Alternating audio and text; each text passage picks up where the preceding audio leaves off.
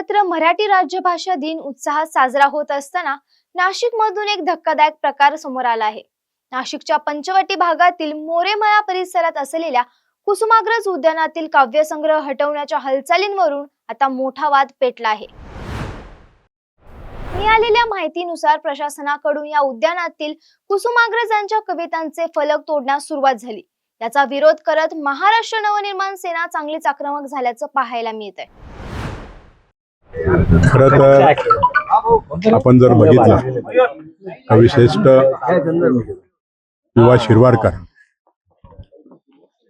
त्यांच्या जयंतीनिमित्त संपूर्ण राज्यामध्ये आपण मराठी दिन उत्साहामध्ये साजरा करतोय आणि हा मराठी दिन साजरा करत असताना कुसुमाग्रज यांच्या उद्यानामध्ये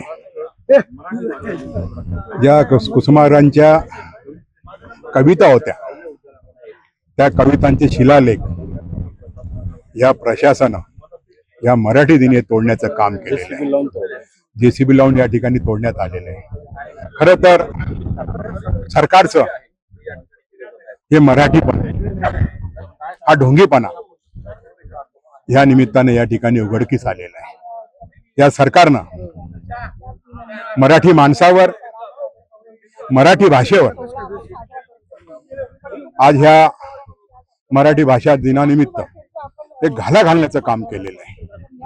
तर मला वाटतं या सरकारला ह्या प्रशासनाला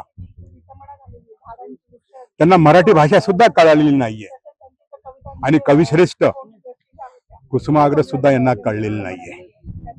राज्याचे मंत्री ह्या शहरामध्ये मराठी दिन साजरा करण्यासाठी या शहरामध्ये येत आहेत आणि त्याच कुसुमाग्रजांच्या जन्मभूमीमध्ये त्यांच्या उद्यानामध्ये त्यांच्या नावाच्या उद्यानामध्ये या ठिकाणी वृक्षाची मोठ्या प्रमाणे कत्तल झालेली आहे।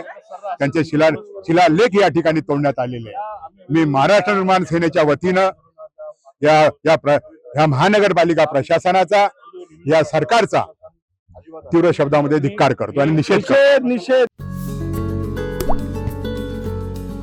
आता जोकासू एसटीपी या अत्याधुनिक जॅपनीज तंत्रज्ञानाने सुसज्ज quick installation, energy efficient, noiseless blowers, low maintenance या आणि अशा वैशिष्ट्यांनी परिपूर्ण जोकासू एसटीपी तंत्रज्ञान प्रकल्प उभारणीपासून ते विक्री पश्चात समाधानकारक सेवा देणारी भारताबरोबरच परदेशात देखील प्रकल्पांची यशस्वी उभारणी करणारी company Deccan water treatment private limited.